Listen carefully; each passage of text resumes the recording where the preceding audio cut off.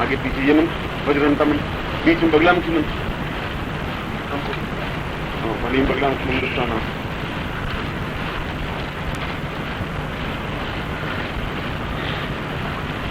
और उस बगलामुखी मंत्र में उस शत्रु का नाम, मम शत्रु नाम की जगह, मम की जगह पे शत्रु का नाम बोले, मम नहीं बोलेगा। मम दुष्टा नाम शब्द है, तो वहां सर्वदुष्टा नाम, तो सर्व की जगह सर्व नहीं बोले और दुष्ट का नाम बोल दे, उस शत्रु का नाम बोल दे और उस प्रकार से मंत्र करे।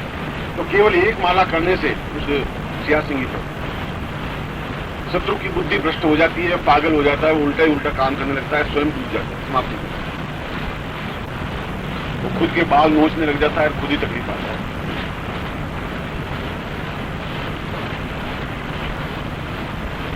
अपने आप मर जाएंगे कर कर छोटे काम।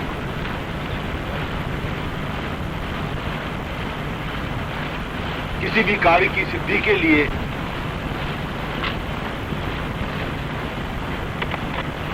सरसों, पीली सरसों किसी सियासिंगी पर बोलता जाए और सरसों छोड़ता जाए, चावली की तरह सरसों, और जहां पर आपको बातचीत करनी है, जिस ऑफिसर के सामने या जिस मिनिस्टर के सामने, वो जहां बैठा हो उसके पास में वो जो सरसों हो उसके 4 दाने छोड़ दे और फिर बातचीत करे तो उसमें अवश्य ही सफलता प्राप्त हो। चिट्ठी भर के जाए और छोड़ दे, बिल्कुल प्रारंभ हो जाए, तो मालूम नहीं पड़ेगा सफल।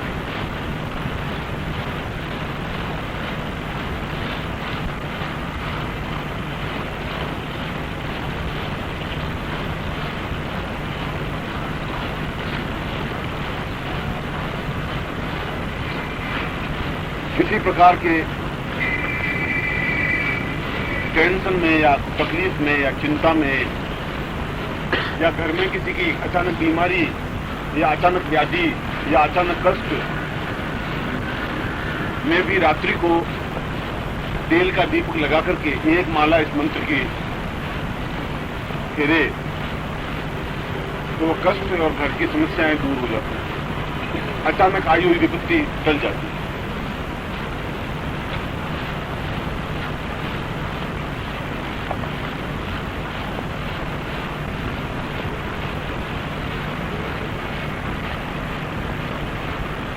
पत्नी लड़ रही हो तो मैंने वसीकरण प्रयोग समझा दिया है।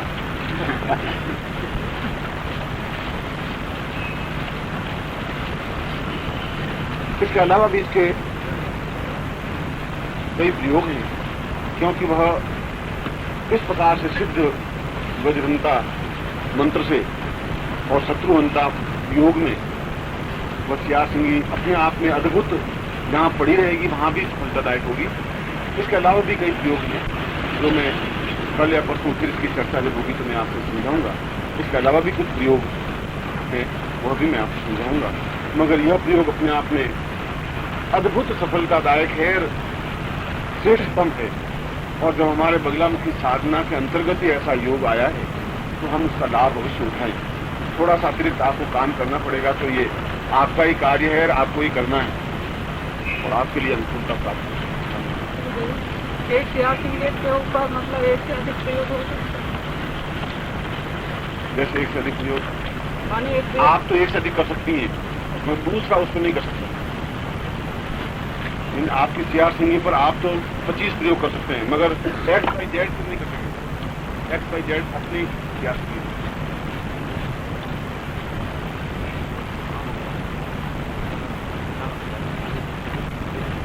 उसमें सफलता नहीं मिल पाएगी।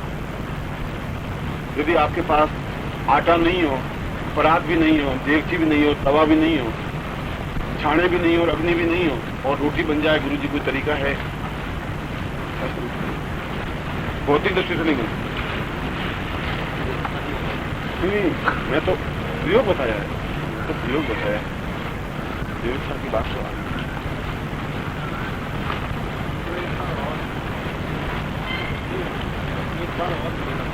हैं? मंत्र आप पांडे जी से उनको मैं नोट करवा दिया था भाई, आप इनसे कुछ पूछ लें तो आप उनको, ये तो सीधा मंत्र है, मंत्र थोड़ा सा और किसी को कोई शंका इस पॉइंट पर बता दें। हालांकि मैं जो समझाता हूँ बिल्कुल साफ साफ समझा देता हूँ, कोई तकलीफ रहती नहीं है, मगर फिर भी आपको पॉइंट पूछते हैं। और इसके अंत में एक निर्देश, आज्ञा, ये तो ये आप लोगों की बात है, मेरी बात। मेरे बिना पूछे आप दूसरे को ये मंत्र सिखाएंगे नहीं। ये गोपनीय वाला बात नहीं है। यह कमजोर आदमी के हाथ में तलवार नहीं चली जाए, इसलिए ये बात। यदि आपका कोई शिष्य बन जाए तो आप उसको शिष्य मूंड करके फिर आप बता सकते। ये छूट है आपको। ये तो आपका विवेक है कि आपका शिष्य आपके योग्य बने। पहले उसको कहा भाई तू शिष्य बन, उसको शिष्य बना देना, वो नारियल 100 रुपये रख दे आपके चरणों में, तब आप उसको सिखा सकते। पर नॉर्मल वे में सामान्य रूप से प्रत्येक को ये कार्य बिना अनुमति के आप नहीं।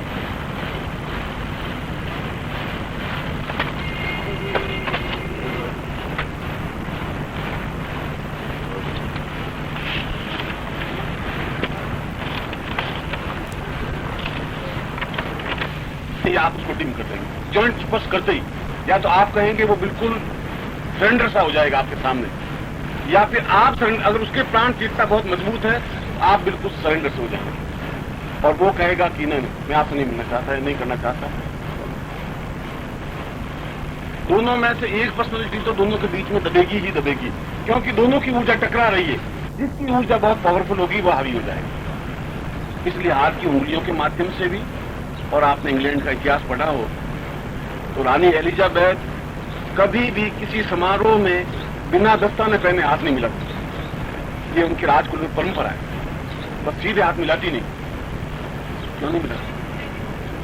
ऐसा उंगलियों में क्या कोट तो है नहीं, कोई सफेद दाग नहीं है, मगर उनमें ये मान्यता है, उनकी ये धारणा है कि मेरी ऊर्जा पर कोई दूसरी ऊर्जा हावी नहीं हो जाए, तो गलत काम हमसे नहीं करता। ये चिंतन है, मान संस्था ये। इसलिए इस शक्ति का जो संचय है, इसका सबसे बड़ा लाभ आप ये उठा सकते हैं कि इसके माध्यम से आप अपनी प्राण चेतना को इतनी अधिक जागृत कर सकते हैं कि सामने वाली पर्सनैलिटी पर हावी हो सकते, और हावी होकर के आप जो कुछ भी काम कराना चाहें उसे करा सकते हैं। ऐसा हुआ है, 1000 बार हुआ है, 10,000 बार हुआ है, और ये एक्सपेरिमेंट आप 25-50 बार कर सकते हैं। मगर आपका त्राटक कंप्लीट होना चाहिए, पूरी फोर्स के साथ त्राटक होना चाहिए, आपकी आंख का त्राटक, क्योंकि अधिकांश जीवन की घटनाएं आंख के माध्यम से हो सकती हैं। हाथ में मिलाने का मौका कम मिले, ज्यादा नहीं। आप अपने अधिकारी से ऐसा कॉन्टेक्ट कर सकते हैं। हायर अधिकारी है, किसी समारोह में आया हुआ है, आप सीधा उसके ऊपर त्राटक करिए, वो सीधा आपको बुलाएगा ही बुलाएगा। वेल आप कहाँ, इसमें आपको मिले नहीं कहीं से, ऐसा मुझे आप मिल। इसके माध्यम से हम असंभव कार्यों को संभव कर सकते हैं।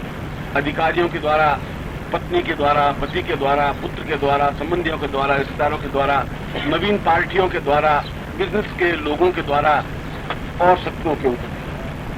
बुद्ध ने जब उनको मारने के लिए हथियार लेकर के जब एकदम से सामने आ गए, तो बुद्ध ने उनकी आंखों में ताक करके एक क्षण के लिए कहा, काम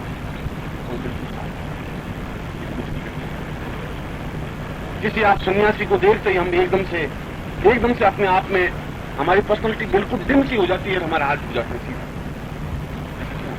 और कई ऐसे भगवे साधु होते हैं, हमारा हाथ क्या जोड़े, हमारे तो इच्छा ही नहीं होती प्रणाम करने की। ऐसी भी चीजों में रहते हैं, क्योंकि उस भगवे कपड़े पहनने में और उस भगवे कपड़े पहनने में अंतर यह है कि उसकी प्राण चेतना ज्यादा जागृत है, उसमें प्राण चेतना कुछ है ही नहीं। तो अगर हम इस शिविर में अगर शक्ति को जागृत करके किस प्रकार से हम शक्ति एकत्र कर सकते हैं, वह क्रिया मैंने आपको समझाई है, और इस त्राटक का अभ्यास आप कर ही रहे। उस शक्ति के माध्यम से त्राटक का मतलब है कि आप में वह लपक पैदा हो सके, वो शक्ति आपकी आंखों के माध्यम से ट्रांसफर हो सके। त्राटक का मतलब तो इतना ही है। त्राटक से शक्ति पैदा नहीं होगी, त्राटक तो एक मीडियम बनेगा, आपके शक्ति को ट्रांसफर करने का एक साधन बनेगा। मगर आपको शक्ति एकत्र करने की क्रिया वही है जो मैंने आपको बताई।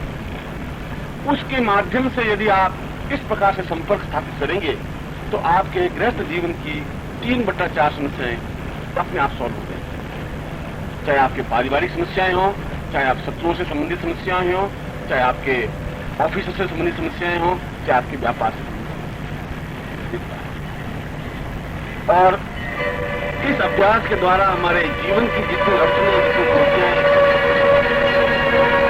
जितनी परेशानियां हैं, उन परेशानियों पर हम नियंत्रण प्राप्त कर सकते हैं, सफलता प्राप्त कर सकते हैं।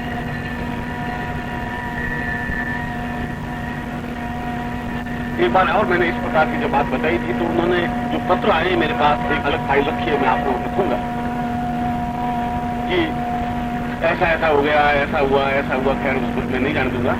मगर उसमें एक बात और प्रश्न था, वो आपने नहीं पूछा, मगर आपको बता देता हूं। प्रश्न ये है कि अगर हम चश्मा चढ़ाए हुए रहते हैं तब भी क्या हम टाटा कर सकते हैं? ये प्रश्न उनका रहता है। उसमें चश्मा आपके बीच में है या नहीं है, वो अपने आप में कोई वैल्यूबल नहीं है।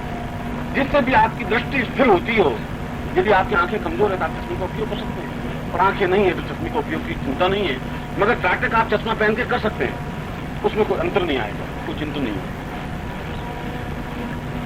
एक उत्तर लक्ष्मी ने यह दिया इंद्र को, और दूसरा उस पूर्ण अष्टलक्ष्मी को प्राप्त करने के लिए दूसरा एक और बताया, और वह यह बताया कि हम प्रातः ब्राह्म मुहूर्त में, ब्राह्म मुहूर्त का मतलब होता है प्रातःकालीन 4 बजे से लगा करके सूर्योदय तक, इसमें दो समय ऐसे आते हैं जो अपने आप में अत्यधिक महत्वपूर्ण होते हैं। विष्णु पुराण के अनुसार उसने तो उनको घड़ियों और पलों में समझाया है, मैं घंटा और मिनट में आपको समझा रहा हूं ट्रांसलेट करके, जैसे आपको समझ। वह है, पहला समय है 5:23 से लगा करके 5:31 तक का समय, 8 मिनट का समय, प्रातःकालीन सूर्योदय से पहले। 5:23 से 5:31 का एक समय, और दूसरा समय उन्होंने लिखा है 5:48 से लगा करके 5:59 तक, 6 बजने में 1 मिनट कम। 5:48 से लगा करके 6 बजे तक, या 6 बजने में 1 मिनट कम तक, 5:59 तक।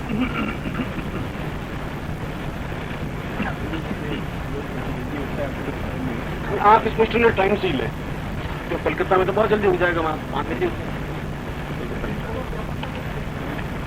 आप स्टैंडर्ड टाइम को ले लीजिए, उसमें कोई अंतर नहीं आएगा, क्योंकि फिर कई जगह तो सूर्य 7 बजे उगेगा सर्दियों में, तो बड़ी हौच-पौच सी बनेगी स्थिति। मगर ये जो समय है उसने बताया है कि प्रातःकालीन ब्राह्म मुहूर्त से इतना समय बीतने के बाद तो हमारा लिमिटेशन तो 4 बजे है, सूर्योदय से कोई लिमिटेशन हमारा नहीं है, 4 बजे फिक्स टाइम है। उसके बाद में कितना टाइम बीतने पर क्या टाइम आता है, तो उससे मतलब है। तो उसके बाद में सूर्योदय जल्दी हो या लेट हो, या सूर्योदय के बाद की टाइम आता रहो, उससे कोई अर्थ नहीं रहेगा। हमारा सारे स्टैंडर्ड टाइम से बात बता रहा हूं। ये दोनों टाइम विष्णु पुराण में बताए हैं कि ये दोनों ही समय विशेष महत्वपूर्ण है किसी भी लक्ष्मी की साधना से संबंधित या लक्ष्मी को प्राप्त करने के लिए। और कुल मिलाकर के इसे 15 मिनट का समय दिया है पूरे 24 घंटों में। ये 15 मिनट का समय, 8 मिनट का समय एक है, 7-8 मिनट का समय एक है, या 15, 17, 20 मिनट का समय है। ये दोनों ही समय विशेष रूप से अष्टलक्ष्मी की साधना के लिए सर्वाधिक महत्वपूर्ण है, सबसे अधिक महत्वपूर्ण है। लक्ष्मी ने कहा कि किस प्रकार से इस समय का उपयोग किया जाए, इसके लिए भी उसने विधि बताई है। वह शास्त्रोक्त विधि है जो मैं आपको समझा देता हूं। इसमें 8 बीज का जप होना चाहिए। 8 बीज, 8 लक्ष्मी हैं, उन 8 लक्ष्मियों के लिए 8 बीज हैं।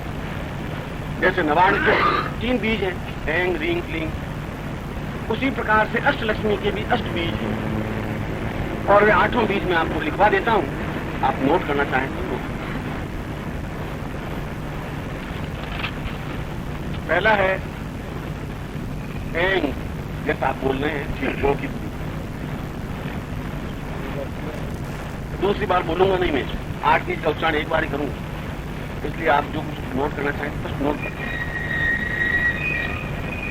ऐंग, ए ऊपर मात्रा, ऊपर बिंदी, ऐंग। दूसरा बीज है रींग, जो पुराण में आया हुआ है। ह और र मिलकर के, और बड़ी मात्रा और ऊपर बिंदी, रींग। उच्चारण होगा WRING, रींग, या बिल्कुल शुद्ध उच्चारण होगा WREENG, रींग। रिंग नहीं, आप उच्चारण कर लेते हैं गलती, रिंग बोल देते हैं, रिंग। रिंग शब्द नहीं है, रींग शब्द है, दीर्घ है, लघु नहीं। WREENG, ring. दो बीज हुए, एन, रिंग। तीसरा बीज है श्रींग, श्री और बड़ी ई की मात्रा ऊपर बिंदी, श्रींग।